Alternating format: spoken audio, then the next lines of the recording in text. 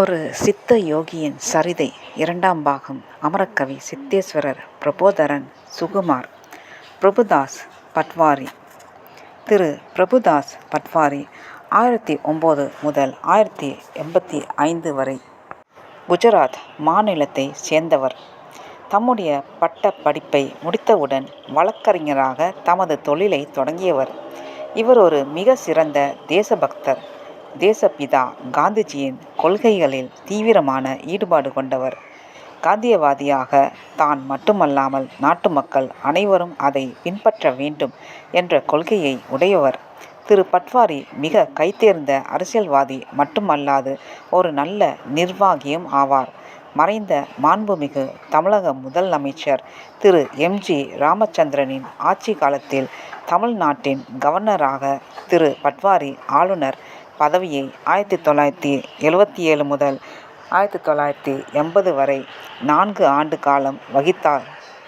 இவர் தமிழகத்தில் ஆளுநராக பதவி வகித்த காலத்தில் ஆளுநர் மாளிகைக்கு வருகை தரும் விருந்தாளிகள் மற்றும் அரசியல்வாதிகளுக்கு காந்திய கொள்கைகளுக்கு விரோதமான மதுபானங்கள், புகை மற்றும் புலால் உணவு வகைகளை தவிர்த்தவர்.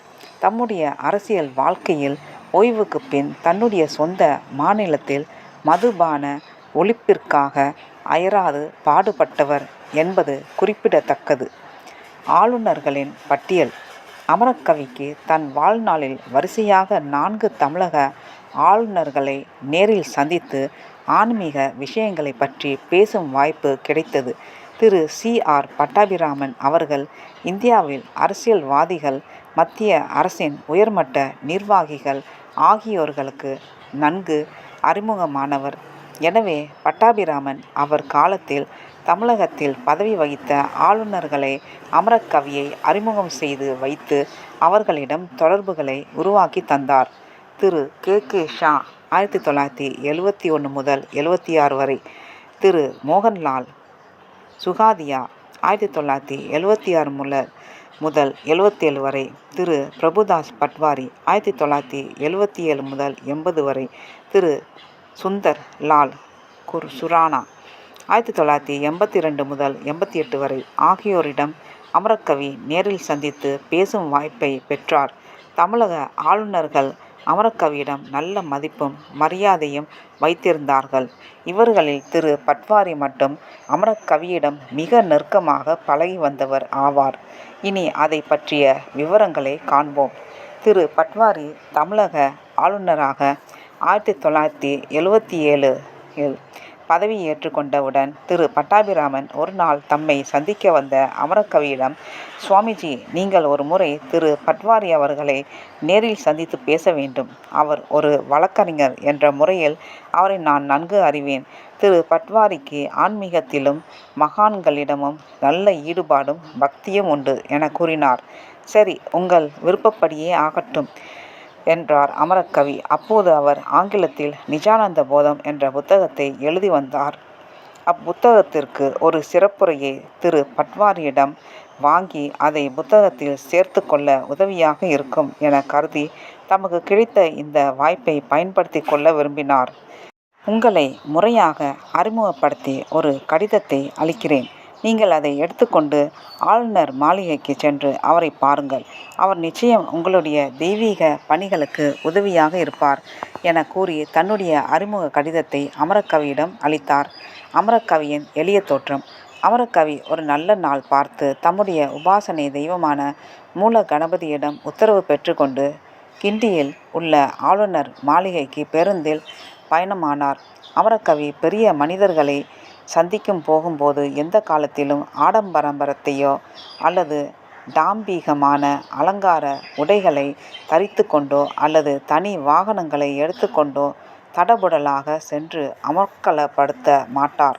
ஒரு சாதாரண வெள்ளை நிற பருத்தி ஜிப்பா வேஷ்டி, மேலே போட்டுக்கொள்வதற்கு ஒரு சிறிய ராமநாம காவி வஸ்திரம், நெற்றி நிறைய விபூதி மற்றும் சந்தனம் இவற்றையே பெரிதும் விரும்பி அணிந்து கொள்வார்.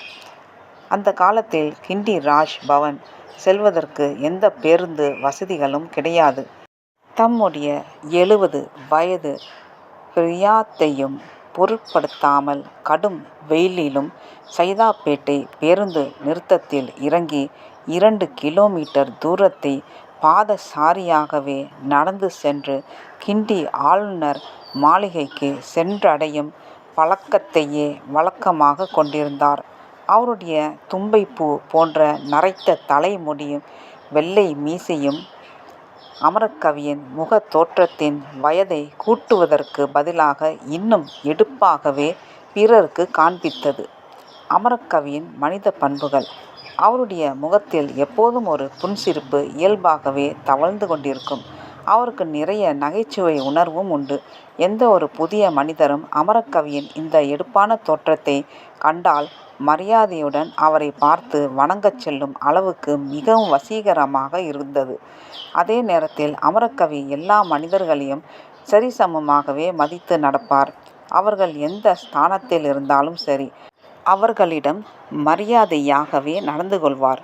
தான் ஒரு சித்த பெற்ற யோகி, எல்லோரும் தன்னை பார்த்து எழுந்து நிற்க வேண்டும் அல்லது காலில் வீழ்ந்து வணங்க வேண்டும் என்பது போன்ற எந்தவித எதிர்பார்ப்புகளும் அவரிடம் எந்த காலத்திலும் இருந்ததில்லை. ஒரு தன்னடக்கத்துடன் எல்லோரிடத்திலும் நட்பும் அன்பு செலுத்தும் விதத்திலும், அதே சமயத்தில் எவருடைய குற்றம் குறைகளை சுட்டிக்காட்டி பிறர் மனதை புண்படுத்தி பார்க்கும் அந்த எண்ணமே அமரக்கவியிடம் இருந்ததில்லை. அமரக்கவியின் இந்த சிறந்த மனித பண்புகளே அவர் முன்பின் அறிமுகமில்லாத ஆளுநர் மாளிகைக்கு சென்றபோதும் அங்கிருந்த பாதுகாப்பு காவலர்கள் முதல் உதவியாளர்கள் வரை அமரக்கவியை மிகுந்த மரியாதையுடன் நடத்தினார்கள். ஆளுநருடன் சந்திப்பு. திரு பட்டாபிராமன் அளித்த அறிமுக கடிதத்தை ஆளுநரின் தனி உதவியாளரிடம் அளித்த அமரக்கவி ஆளுநரின் அழைப்புக்காக காத்து கொண்டிருந்தார். ஒரு 20 நிமிட இடைவேளைக்குப் பின் உதவியாளர் அமரக்கவியை ஆளுநரின் தனி அறைக்குள் அழைத்துச் சென்றார். அமரக்கவியின் வசீகரமான ஒரு யோகியின் தோற்றத்தை கண்ட திரு பிரபுதாஸ் பட்வாரி தன் ஆசனத்தை விட்டு எழுந்து, வாருங்கள் சுவாமிஜி அவர்களே, உங்களை போன்ற யோகிகளை சந்திப்பதில் நான் பெருமகிழ்ச்சி அடைகிறேன். உங்களை பற்றிய விவரங்களை எல்லாம் திரு பட்டாபிராமன் கடிதத்தில் கூறியுள்ளார். இப்படி ஆசனத்தில் அமருங்கள் என்று மிகுந்த அன்புடன் கூறினார். மிக்க நன்றி ஆளுநர் அவர்களே என மரியாதையுடன் கூறிய அமரக்கவி திரு பட்வாரி சுட்டிக்காட்டிய ஆசனத்தில் அமர்ந்து கொண்டு தன் விரிவான உரையை துவக்கினார். எனக்கு மூல கணபதியின் அருள் பிரசாதமாக பல சித்தயோக நூல்கள் அருளப்பட்டுள்ளது. 1967 இறைவனின் மகா பவித்திரமான சங்க நாதத்தை யோக நிஷ்டையில் உணர்ந்து கொள்ளும் மகா பாக்கியமும் அருள் புரியப்பட்டது. அதற்கு முன் என்னுடைய துரிய அனுபவ நிலையில் அதன் தொடர்ச்சியாக ஆத்ம போதனைகள் அருள் வீழ்ச்சியை போல் பல இரவுகள் தொடர்ந்து பிரபஞ்ச சிருஷ்டியின் இரகசியங்களை கூறிக்கொண்டே வந்தது. முதலில் தமிழ் மொழியில் தோன்றிய அக்கிரந்தங்கள் தத்துவ ஞான போதம், சோடச காலாம் ருதம், பரிபூரண ஆனந்த யோகம், நிஜானந்த போதம் என்ற 4 தலைப்புகளில் பல 1000 பக்கங்களுக்கு மேல் கொண்ட புத்தகங்களாக எழுதி வைத்தேன். அதனை தொடர்ந்து இவை எல்லாம் ஆங்கில மொழியில் இருந்தால் உலக மக்கள் அனைவரும் நன்மை அடைவார்களே என்ற நோக்கத்தில் இறைவனிடம் வேண்டி ஆங்கில மொழியில் நிஜானந்த போதம் என்ற தலைப்பில் ஒரு புத்தகத்தை எழுதி வருகிறேன். அந்த புத்தகத்திற்கு நீங்கள் ஒரு சிறப்புரையை அளித்து ஆன்மீக அன்பர்களுக்கு உங்கள் கருத்தை தெரிவிக்க வேண்டும் என்று கேட்டுக்கொண்டார். அமரக்கவி இவ்வாறு நீண்ட நேரம் தன்னிடம் பேசிக்கொண்டு வருவதை அமைதியாக கொண்டே வந்த திரு பட்வாரி, சுவாமிஜி, நீங்கள் உங்களுடைய ஆன்மீக அனுபவங்களை கூறிக்கொண்டே வரும்போது எனக்குள் இனம் புரியாத ஒரு புத்துணர்ச்சி பொங்கி எழுகின்றது என கூறி தொடர்ந்து, சுவாமிஜி, என்னுடைய வாழ்நாளில் வட இந்தியாவில் நான் சில சாதுக்களை சந்தித்து அவர்களிடம் ஆசி பெற்றுள்ளேன். ஆனால் ஆன்மீக விஷயங்களை எல்லாம் நான் சாதுக்களிடம் விவாதித்ததில்லை. எனக்கு ஆத்ம ஞானம் உங்களுடைய புத்தகத்தில் குறித்துள்ளது போல் கிடையாது. என் பணியை நான் சிறப்பாக நிறைவேற்றுவேனா என்று சந்தேகமாக உள்ளது என்று கூறினார். பாபுஜி, நீங்கள் அதை பற்றி கவலை கொள்ள வேண்டாம். என்னுள் உறையும் இறைவனே எல்லோரிடமும் நிறைந்துள்ளான். ஒரு வேளை இறைவனே உங்களை மறைமுகமாக எழுத தூண்டுவான் என ஆளுநருக்கு உற்சாகத்தையும் நம்பிக்கையையும் ஊட்டினார் அமரக்கவி. நீங்கள் ஆசி கூறினால் அது நிச்சயம் நிறைவேறும் என்று நம்பிக்கை எனக்கு வந்துள்ளது. நீங்கள் உங்கள் புத்தகத்தை பற்றிய சாராம்சங்களை சிறிது எடுத்து கூறுங்கள் என்றார் ஆளுநர். நிஜானந்த போதத்தின் விளக்கம்.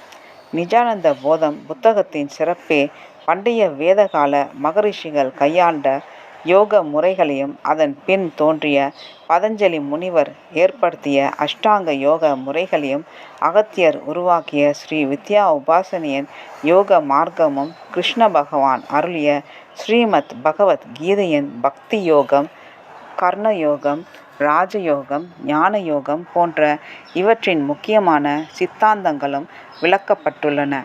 ஆதிசங்கரரின் அத்வைத சித்தாந்த கொள்கைகளும் குறிப்பாக சித்தர்கள் கடைபிடித்த சித்த யோகத்தின் விசேஷமான சில வழிகளும் எடுத்து கூறப்பட்டுள்ளன. அடுத்த பகுதியில் தொடரும். நன்றி, வணக்கம்.